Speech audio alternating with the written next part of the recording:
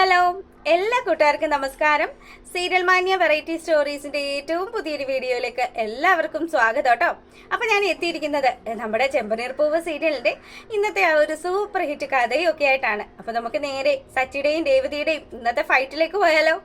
അങ്ങനെതാ നമ്മുടെ ചന്ദ്രമതി ആണെങ്കിൽ ചെറുക്കനെ കാണാൻ വേണ്ടിയിട്ട് പെണ്ണുകൂട്ടർ വരുമല്ലോ, അവരെ റിസീവ് ചെയ്യുന്നതിന് വേണ്ടിയിട്ട് നമ്മുടെ രവിയെയും അതുപോലെ സച്ചിയെയും സുധിയെയും എല്ലാരെയും ഇങ്ങോട്ട് വിളിച്ച് ഉമ്മകത്തേക്ക് കൊണ്ടുവരികയാണ്. അപ്പൊ സച്ചി ചോദിക്കുന്നുണ്ട്, ഇത് എന്തിനമ്മ, എന്തിനാ ഇങ്ങനെ അങ്ങോട്ടേക്ക് പോകുന്നത്?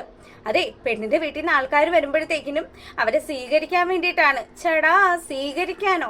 എന്നൊരു കാര്യം ചെയ്യാം, നമുക്ക് അപ്പുറത്തെ ജംഗ്ഷനിലേക്ക് പോയാലോ എന്ന് ചോദിക്കുകയാണ്. ഉടനെ തന്നെ ചന്ദ്രമതി പറയുന്നുണ്ട്, അല്ലെങ്കിൽ നിന്റെ നാവിൽ ഇങ്ങനെയല്ലേ വരുവുള്ളൂ. എടാ, നിന്റെ പൂക്കാരിയെ പോലത്തെ പെണ്ണിന്റെ വീട്ടുകാരല്ല അത് അത്രയ്ക്ക് കാശുള്ള വീട്ടിലെ ആൾക്കാരാണ്. അവരെ ഇതുപോലെ അല്ല സ്വീകരിക്കേണ്ടത്. അയ്യോ, എന്ന അമ്മ പറഞ്ഞിരുന്നെങ്കിൽ ആനയും അമ്പാരിയും ഒക്കെ ആയിട്ട് ഞങ്ങൾ ഇവിടെ ഒരു താലപ്പൊലി തന്നെ നടത്തിയേനല്ലോ എന്നുള്ള കാര്യം സച്ചി പറയുക. അപ്പൊ പ്രതീക്ഷിച്ച് നിൽക്കുന്ന വീട്ടുകാരുടെ വണ്ടി വരികയാണ്. വണ്ടി കണ്ടതും ചന്ദ്രമതിക്ക് സന്തോഷമായി. സുധിയോട് പറയാണ്, മോനെ നീ അവിടെ തന്നെ ഇരുന്നാ മതി, നീ ഒരുങ്ങി എന്തായാലും ഇരിക്കുവല്ലേ, മോൻ ഇങ്ങോട്ട് വരണ്ട കേട്ടോ, പെണ്ണും കൂട്ടർ വരട്ടെ, വരുമ്പം വന്നാ മതി എന്നും പറഞ്ഞ് ചെറുക്കനെ അവിടെ അണിയിച്ചൊരുത്തി ഇങ്ങനെ ഇരുത്തുമ്പോഴത്തേക്കിനും സച്ചി ചോദിക്കുന്നുണ്ട്, എന്റെ അമ്മ ഇവനെ എന്താ അമ്മ വല്ല സ്കൂളിലും കൊണ്ടാക്കാൻ പോവാണോ? ഈശ്വര, പഠിപ്പിച്ച് ഇവർക്ക് മതിയായില്ലേ എന്നൊക്കെ പറഞ്ഞ് കളിയാക്കുകയാണ്. അപ്പൊ തന്നെ ആ ഒരു വണ്ടിയിൽ നിന്നും ഡ്രൈവർ ഇറങ്ങി വരികയാണ്. പുള്ളീനെ കണ്ടതും, അല്ല എന്താ നിങ്ങൾ മാത്രമേ ഉള്ളൂ, വേറെ ആരും ഇല്ലേന്ന് ചോദിക്കുമ്പം, അതെ, നിങ്ങളെപ്പോലെ ഫ്രോഡ് തരം കാണിച്ച് നടക്കുന്ന ഒരു ഫാമിലിയിലേക്ക് എൻ്റെ വീട്ടിലെ സാറിന്റെ ഫാമിലി ഒന്നും വരില്ല, അവർക്ക് ഈ കല്യാണത്തിനേ താല്പര്യമില്ല, അത് പറഞ്ഞറിയിക്കാൻ വേണ്ടിയിട്ടാണ് എന്നെ വിട്ടത് എന്നുള്ള കാര്യം പുള്ളിക്കാരൻ പറയാണ്. അപ്പൊ ഫ്രോഡ് ഫാമിലി എന്നൊക്കെ പറയുമ്പോഴത്തേക്കിനും സച്ചിക്ക് കയറി അങ്ങ് കൊണ്ടു. ചേട്ടൻ ചെയ്യുന്ന അതേ തൊഴിൽ തന്നെയാണ് ഞാൻ ചെയ്യുന്നത്. പിന്നതേ എൻ്റെ അച്ഛനുണ്ടല്ലോ, എൻ്റെ അച്ഛനാണെങ്കിൽ 19 വർഷം വളയം പിടിച്ചതാണ് KSRTCയിൽ. അതുകൊണ്ട് നമ്മളൊക്കെ ഒരേ തട്ടകത്തിലുള്ളതല്ലേ എൻ്റെ പൊന്നു മോനെ. അത് ചിലപ്പോൾ നീ ചിലപ്പോൾ ശരിയായിരിക്കും, പക്ഷെ ഇവിടുത്തെ ചെറുക്കൻ, അതായത് ഈ കല്യാണം കഴിക്കാൻ പോകുന്നവൻ ഏതോ ഒരു പെണ്ണിനെ വഞ്ചിച്ച് മണ്ഡപത്തിൽ നിന്ന് ഇറങ്ങിപ്പോയതാണ് എന്നുള്ള കാര്യം ഒരു പക്ഷെ അവരോട് മുന്നേ പറഞ്ഞിരുന്നെങ്കിൽ കല്യാണം നടന്നേനെ. പക്ഷെ പറയാത്തടത്തോളം കാലം ദേ ഇനി ഭാമ ആ അടിച്ചതിനകത്ത് കയറരുത് എന്നുള്ള കാര്യം ഭാമയോടും പറയാണ്.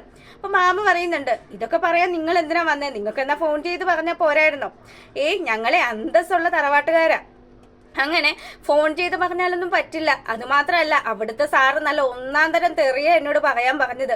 പിന്നെ എനിക്കൊരു മാന്യതയൊക്കെ ഉണ്ടല്ലോ, ഞാൻ അങ്ങനെയൊന്നും പറയാത്തത് കൊണ്ട് മാത്രമാണ് നിങ്ങളെ അതൊന്നും വിളിക്കാത്തത്. എന്തായാലും നിങ്ങളുടെ ഈ മോന് നിങ്ങൾ വേറെ എവിടെന്നെങ്കിലും ആലോചിച്ചോ എന്നുള്ള കാര്യമൊക്കെ പറഞ്ഞ് അയാൾ അവിടുന്ന് പോകുമ്പോൾ നമ്മുടെ സച്ചിയാണെങ്കിലോ, ചേട്ടാ നമുക്ക് എവിടെയെങ്കിലും വെച്ച് കാണാം കേട്ടോ, ബൈ എന്നൊക്കെ പറഞ്ഞ് പുള്ളിക്കാരനെ പറഞ്ഞു വിടുകയാണ്. ആയിക്കോട്ടെ മോനെ, നിന്നെ പോലെ ഒരു നല്ലൊരു തന്നെ പരിചയപ്പെടാൻ പറ്റിയല്ലോ, കാണാം കേട്ടോ എന്നൊക്കെ പറഞ്ഞ് പുള്ളിക്കാരനും ടാറ്റ പറഞ്ഞു പോവുക. അപ്പൊ ഈ സമയത്താണെങ്കിലോ നമ്മുടെ ചന്ദ്രമതി ആണെങ്കിലും മൊത്തത്തിൽ തകർന്ന് നിൽക്കുകയാണ്.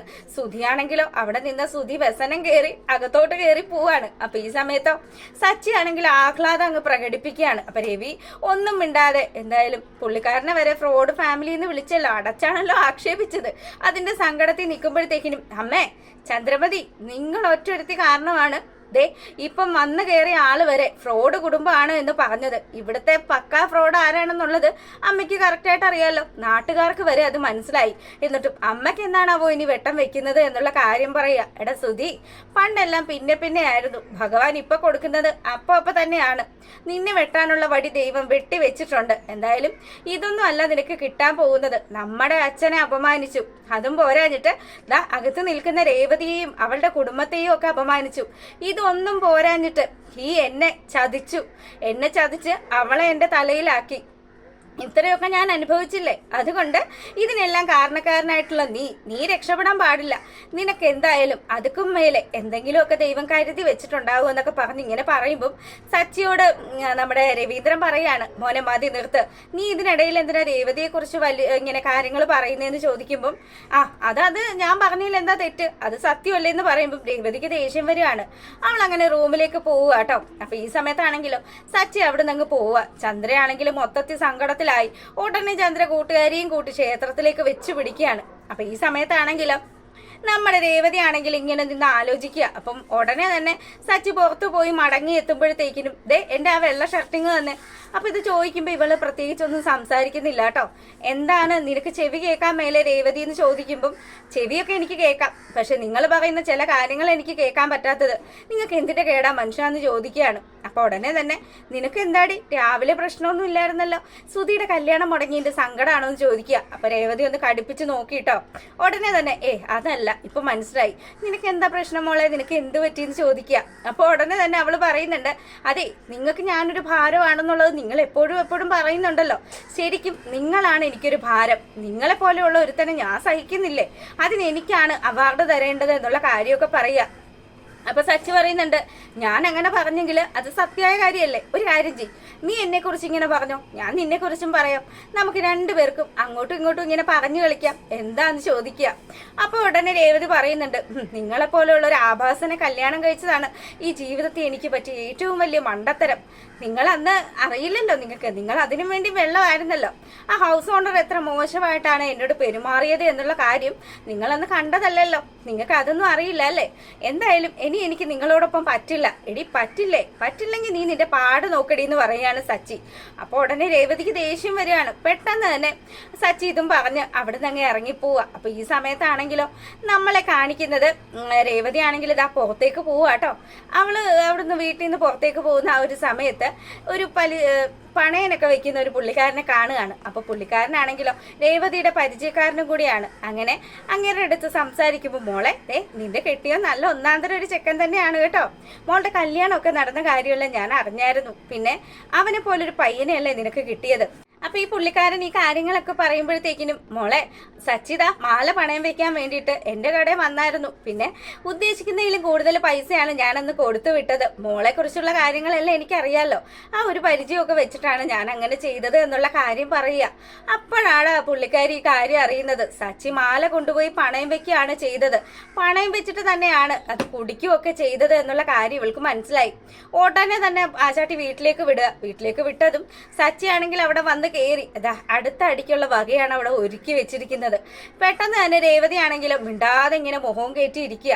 അപ്പം ഇവളുടെ പിണക്കം ഒരു കാലത്ത് മാറില്ലേ ദൈവമേന്നും പറഞ്ഞ് സച്ചി അങ്ങനെ നിൽക്കുമ്പോഴത്തേക്കിനും, എടി നീ എന്താ മിണ്ടാതെ നിൽക്കുന്നതെന്ന് ചോദിക്കുമ്പം, അതെ നിങ്ങളോട് എന്ത് സംസാരിക്കാനാണ്, നിങ്ങള് മാല നന്നാക്കിയോന്ന് ചോദിക്കുക.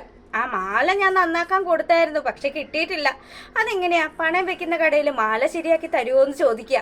അപ്പോഴത്തേക്കിനും സച്ചിക്ക് കാര്യം പിടികിട്ടി, ഇവൾ എവിടുന്നോ സത്യാവസ്ഥ അറിഞ്ഞിട്ടുണ്ട്. എടി അത് ഞാൻ നിന്നോട് പറയാതിരുന്നതെന്ന് പറഞ്ഞാല് എന്റെ കൂട്ടുകാർ കൂടി പറഞ്ഞതുകൊണ്ടാണ്. ഓട്ടനെ രേവതി അടുത്ത കഥ ഉണ്ടാക്കുകയാണ്. നിങ്ങളും കൂട്ടുകാരും കൂടി അന്ന് പാർട്ടി നടത്തി കുടിച്ചു, അതെന്റെ വീട്ടിൽ നിന്ന് തന്ന മാലയല്ലേ, എന്റെ അമ്മ എത്ര സ്നേഹത്തോടു കൂടിയാ നിങ്ങളുടെ കഴുത്തിൽ മാല ഇട്ട് തന്നത്, എന്നിട്ട് നിങ്ങൾ ഒരു നിമിഷം പോലും അതേക്കുറിച്ച് ആലോചിച്ചോ?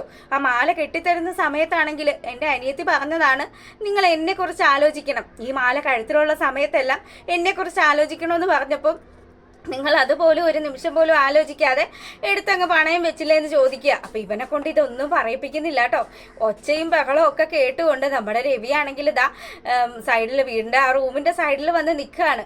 ആ സമയത്ത് ചന്ദ്രമതിയും അങ്ങോട്ട് വരിക. ഇവിടെ എന്താ രവി കേട്ടോ ഒച്ചപ്പാട്, എന്റെ പൊന്നു രേവതി, എനിക്ക് നിന്നോട് വഴക്കിടാൻ നേരമില്ല, എന്തേലും പറയാനുണ്ടെ നീ ഒച്ച കുറച്ച് പറയുന്നു പറയുക.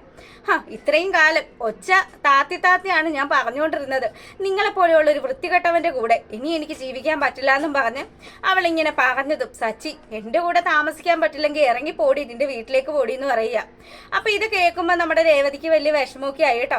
ഉടനെ തന്നെ ഒരു കോള് വരുമ്പോഴത്തേക്കിനും സച്ചി, സാറേ ഞാൻ ഇപ്പൊ തന്നെ വരാമെന്നും പറഞ്ഞ് അങ്ങോട്ട് ഇറങ്ങി പോവുക. അപ്പൊ രേവതി ആണെങ്കിലോ ഇനി എന്ത് ചെയ്യും, തന്റെ ജീവിതം ഇങ്ങനെ നായ നക്കിയല്ലോ ഭഗവാനെ, ഇതുപോലെയുള്ള ഒരുത്തനെ ആണല്ലോ തലയിൽ വെച്ചത് എന്നൊക്കെ വിചാരിച്ച് വിഷമിച്ച് നിൽക്കുന്നത് കാണിച്ചുകൊണ്ടാണ് നമ്മുടെ ഇന്നത്തെ എപ്പിസോഡ് വൈൻഡപ്പ് ആകുന്നത്. അപ്പം വീഡിയോ ഇടാനായിട്ട് വൈകിപ്പോയി, എനിക്ക് രാവിലെ കുറച്ച് ക്ഷീണമൊക്കെ ആയിരുന്നു, എനിക്ക് വയ്യായിരുന്നു, പ്രഷർ കുറഞ്ഞു പോയതാണ്. അപ്പം എന്തായാലും ഇപ്പം ഞാൻ ഓക്കെ ആയിട്ടുണ്ട്. അപ്പം നമുക്ക് വൈകുന്നേരം പ്രൊമോ വീഡിയോ ഒക്കെ ആയിട്ട് കാണാം കേട്ടോ. എല്ലാവർക്കും നല്ലൊരു സായാഹ്നമൊക്കെ ആശംസിച്ചുകൊണ്ട് വീഡിയോ വൈൻഡപ്പ് ചെയ്യുന്നു. താങ്ക്